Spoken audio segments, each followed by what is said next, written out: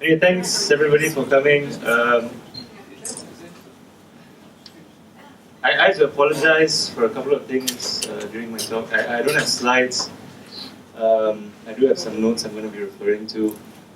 And my talking points will be quite different from Alex's. The first thing I want to apologize for is when we have a Q&A later, I might be referring to the moderator as Miss Mati. You all probably don't know this, but she was my secondary school form teacher. So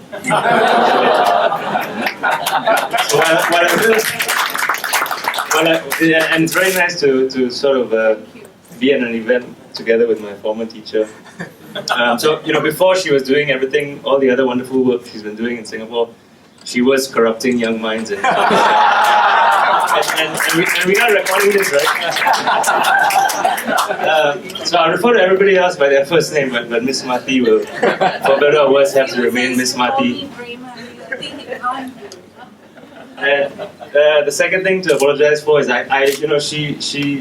Miss Mati, gave us three points to address, which Alex has done very well, and I, like the good student who I've always been, will completely ignore her instructions. And I'm just actually going to pose three questions that I think are important questions for us to ponder in the wake of the election.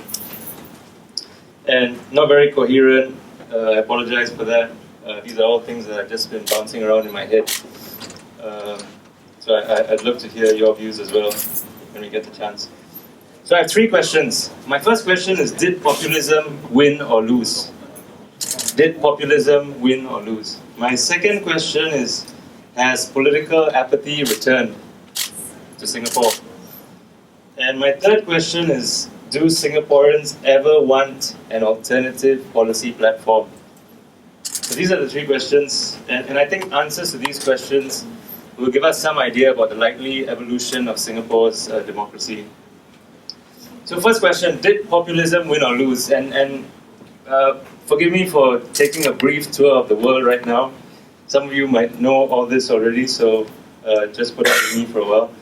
As you might know, the radical left and the radical right now is very strong, particularly in Europe. So you have parties like Podemos in Spain, you have Syriza in Greece on the far left. What does the far left typically want? Welfare state, solidarity, often against the market, abolishing of debt, universal basic income. These are some of the things they push for. And the reason I want to talk about this is because I think these are things that we have to entertain as possible long-term political ideologies that might emerge in Singapore. What does the radical right want? Typically, the radical right just wants to kick out all immigrants.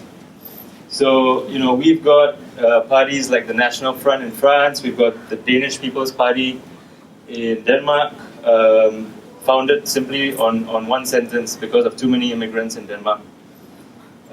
You have Golden Dawn in Greece. I've got a great quote from the leader of Golden Dawn just 2 days ago. Close the borders, make the army and the navy seal our borders and not let people enter illegally.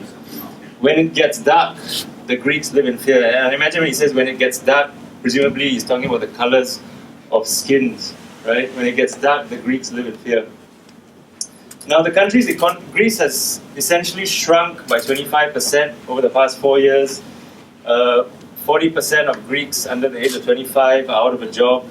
And almost a third of the population lives below the poverty line. So, it's hard to imagine a Singapore situation similar to what we have in Greece.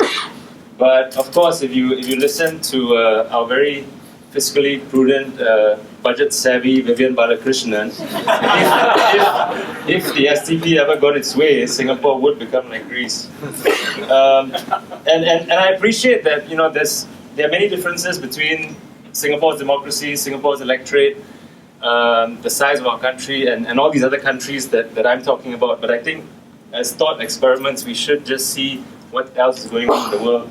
Because it's not just these fringe parties, right? Now we have mainstream parties in the US and the UK as well, which are being pulled to the left and the right. So in the US, the two most exciting candidates right now for the Democrats is Bernie Sanders, who's very much to the left, and for the Republicans is Donald Trump, who's very much to the right. particularly on migrant and nationalism type issues. And in the UK as well, you just had a big swing in the Labour Party, very much to the left again, the biggest swing in a major party. So sorry for that tedious exploration of what else is going on around the world, but I think when you read the postmortems in Singapore that have come out over the last week, conventional wisdom says that populism lost, right? Populism lost. We didn't succumb to Roy's offers of handouts. We didn't succumb to the SDP's socialistic healthcare plan. We didn't succumb to the Workers' Party's ideas of zero foreigner growth, assuming a few other population and demographic issues take place. So the conventional wisdom is populism loss, right? But the alternative theory that I want to put forward is that maybe populism won. From 2011 to 2015, you could argue that the PAP became very populist, right? And the response of the electorate actually was a response to populist measures. Now, post-2011, actually I think for the first time in the PAP's history, it started responding to short-term electoral pressures, right? One of the PAP's great sort of claims to fame is that, you know, one-party state, we can plan policies 20 years down the road, you know, we're insulated from the short-term pressures that all other democracies face. This has always been one of Singapore's sort of claims to fame. But you could argue post-2011, the way they responded to foreign worker immigration, you know, cracking down on simple things like PR applications, citizenship applications, you know, businesses who are trying to hire foreigners also had a lot of trouble post-2011.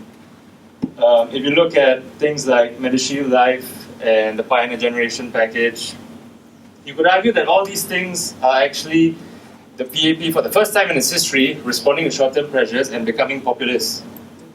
So, the suggestion I would like to put forward is, you know, did populism win or lose? And I think it's an important question to think about and answer, because are Singaporeans, and is the Singaporean electorate vulnerable to populism? The conventional wisdom is that no, right? We rejected populism, and that's why we voted PAP. But you know, I might argue that perhaps we are vulnerable to populism. And so then, you know, there are all kinds of threats that you can think about. If Singapore did actually go the way of Greece somehow, massive unemployment amongst the youth, you know, serious fiscal issues, for whatever reason, will populist parties then start to rise and get more support?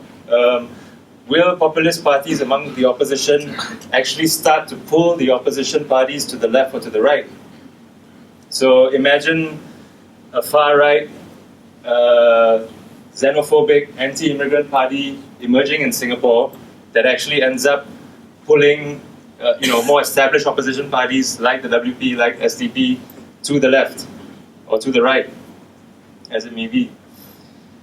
And if we talk about changes to our electoral system, right, people always talk about perhaps breaking down the GRCs, perhaps greater proportional representation, so 30% of the vote for the opposition should actually translate to 30% of the seats in parliament. That would be perfectly proportional representation. So if we had a system where electoral rules were changed to improve proportional representation in parliament, might there actually be a situation down the road where you had extremist parties being able to actually represent Singapore in parliament?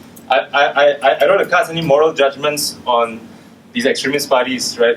Some people think there's a place for them, some people think there's not, but it's just whether we might actually see them in Singapore. It's just challenging the conventional wisdom that populism lost at the last election. My second question, has political apathy returned? Now, 2015 saw many rehabilitations.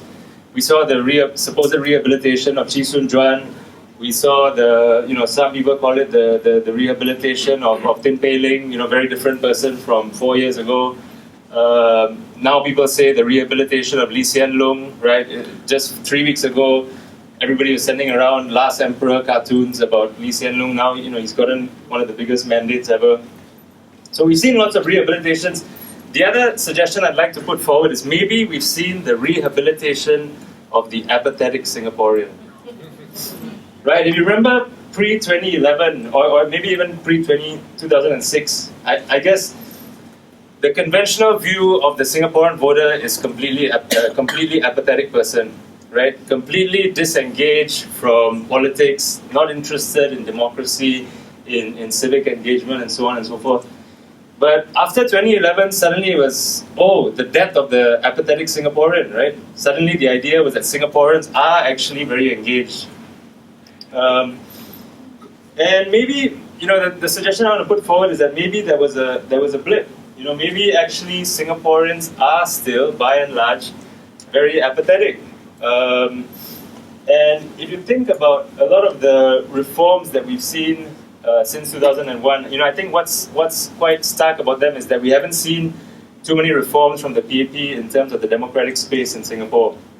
And so, I'm gonna, sorry, just, I know it's a bit pompous to do this, to read a short passage from my book, but it was just easier than me thinking about new words, right? But anyway, so Donald and I actually wrote, while the PAP's strategy of focusing on material benefits may well be sufficient in slowing or even reversing the electoral slide in the near term, we believe it is ultimately a limited strategy because it underestimates how diverse, heterogeneous, and politically contested the Singaporean polity has become.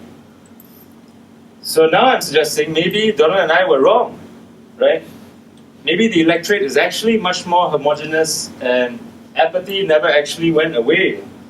It was simply an issue of people being concerned about basic bread and butter issues. And once those basic bread and butter issues were at least in their minds solved to some degree, the majority of the population maybe doesn't have any interest in being an active democratic citizen the way we might imagine democratic citizens in other countries act and behave on a day-to-day basis. Maybe yes, once every 4 to 5 years, we get excited about the elections, everybody comes out, goes to rallies, makes a lot of noise on social media. But then after that, it's just back to normal, right? Nobody actually wants to know what's going on in Parliament. Nobody actually listens to the parliamentary questions. Nobody actually cares about anything. And I agree that this happens in every country, right? Every country, you do have apathetic voters, but perhaps in Singapore, much more than in other countries. And even I would say amongst the sort of more seemingly politically aware, seemingly higher educated, more intellectually engaged, whatever you want to call them, even amongst them, I kind of got this sense that they feel of Singaporean democracy as sort of a popcorn democracy, right? You come out every 5 years, you enjoy the sensational news, you get engaged, but then on a day-to-day basis, are you actually following what's going on? Are you actually interested? Do you actually want to do anything about the issues that we face? And let me give you one very good example. We now have clear examples of civil service cronyism, right? Clear examples. The Brompton bicycle case is a clear example of cronyism or civil service. And some of you might have read my pieces where I mentioned other big issues, Gardens by the Bay. Now those are not issues that have been investigated yet, so I can't yet call them cronyism, particularly on record. But but the Attorney General's Chambers has found tremendous sort of discrepancies in Gardens by the Bay, in the way MINDEF manages its land, all sorts of issues that perhaps suggest that an investigation into cronyism is necessary. But most people who I know actually either don't know about these things, even though they've been reported in the news for the past 2 to 3 years, or they simply don't care. Some of my friends have told me, I just accept that there's going to be leakage in Singapore, leakage as in, cronyism here, cronyism there, tenders given to friends, so on and so forth. I just accept there's going to be leakage in Singapore, and I'm fine with it because there's less leakage in Singapore than in other countries, right? There's always going to be leakage, so we're better than other countries, so why should I do anything about it? And my sense is that there are a lot of people who have this sort of sentiment about politics in Singapore. I'll come out once every 4 to 5 years, I'll read whatever's on the internet, but after that I'm going to go back to sleep. So, my second question which I put to you is, have we seen the return of the apathetic Singaporean? Or perhaps, maybe he or she never died. And I think that part of the reason why there was so much dissatisfaction, if you follow this strand of thought, part of the reason there was so much dissatisfaction amongst liberals and progressives in Singapore, right? After we got the election result last week, people were just stunned. And I think part of the reason is that we finally realized what a small minority we're in this country. That essentially is it. That the ultimate cause for the sadness. The last question which I put to you is: do Singaporeans ever want an alternative policy platform?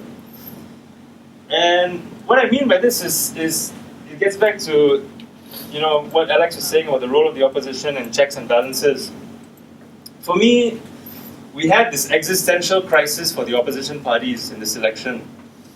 Do they simply act as a check and balance on the PAP, or do they actually want to propose proper alternative policy platforms with the idea that if and when they take power, they can then pursue these alternative policies? And I think even within opposition parties, they couldn't quite decide. Nobody really knew what was going on. The SDP has come up with wonderful, when I say wonderful, I just mean wonderful in the sense of being interesting.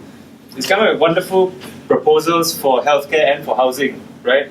Perhaps, and the argument over the past 4 years is that SDP has perhaps done much more than the WP to actually diversify our intellectual and political ideologies with alternative proposals.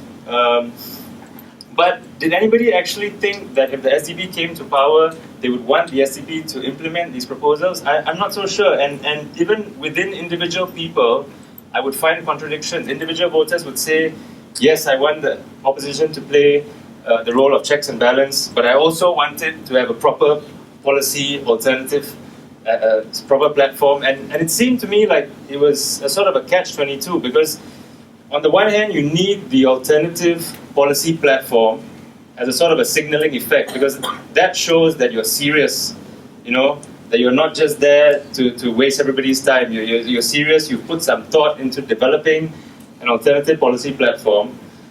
But then once you have that alternative policy platform, nobody actually wants you to win, right? It makes you more unelectable, because nobody wants that whole new policy platform to come in. So there's this weird sort of catch-22 situation that we have in Singapore. And so, is the presence of an alternative platform actually good or bad for the opposition? And my final thought is maybe Singaporeans just want the veneer of democracy, right? We don't actually want any substantive democracy. We're very happy with the veneer of democracy. Sorry, have I gone over time? Yes. Oh, I have? Okay, I have. So I'll stop now. So something else, but if there's time later, I'll talk about it. Sorry, thanks.